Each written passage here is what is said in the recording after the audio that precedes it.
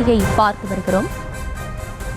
திரிணாமுல் காங்கிரஸ் வேட்பாளர்கள் அறிவிப்பு வெளியாகியிருக்கிறது. கூடுதல் விவரங்களோடு இணைகிறார் செய்தியாளர் மதியழகன். மதியழகன், வணக்கம். மேலும் விவரங்கள்.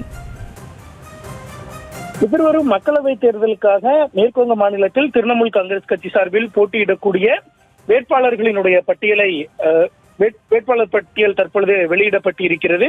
மேற்கு வங்கத்தை பொறுத்தவரைக்கும் மொத்தம் 42 மக்களவை தொகுதிகள் இருக்கின்றன. அதில் கடந்த முறை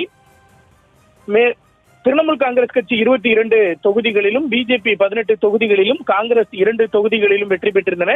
இந்த நிலையில் தொடக்கத்தில் இந்தியா கூட்டணியில் திரிணாமுல் காங்கிரஸ் இடம்பெற்றிருந்த நிலையில் காங்கிரஸ் கட்சி மற்றும் திரிணாமுல் இணைந்து மேற்கு வங்கத்தில் தேர்தலை சந்திப்பார்கள் என்று தகவல்கள் வெளியான நிலையில், ஆனால் மேற்கு வங்கத்தில் எந்தவித கூட்டணியும் கிடையாது என்று திரிணாமுல் காங்கிரஸ் கட்சி சார்பில் அறிவிக்கப்பட்டிருந்தது.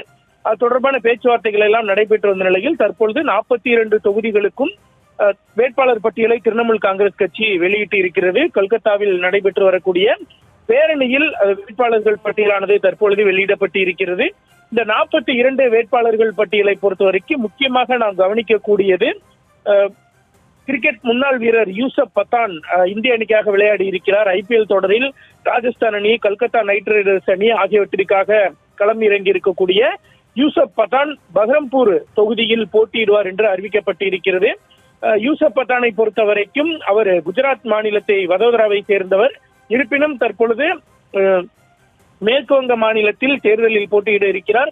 அதே போல திரிணாமுல் காங்கிரசினுடைய முக்கிய முகமாக கருதப்பட்டு வந்த மஹுவா மொய்த்ரா, அவர் ஏற்கனவே எம்பியாக இருந்து கேள்வி கேட்பதற்கு பணம் பெற்றதாக எழுந்த புகாரின் அடிப்படையில் தகுதி நீக்கம் செய்யப்பட்டவர்.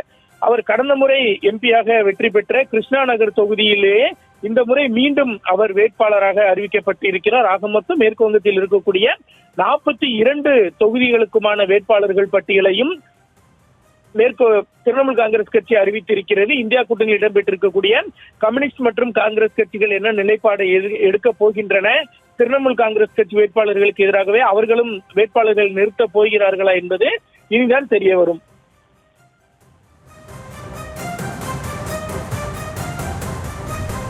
விவரங்களை வழங்கியமைக்கு நன்றி மதியழகன். செய்திகளை உடனுக்குடனும் துல்லியமாகவும் தெரிந்து கொள்ள சப்ஸ்கிரைப் பண்ணுங்க.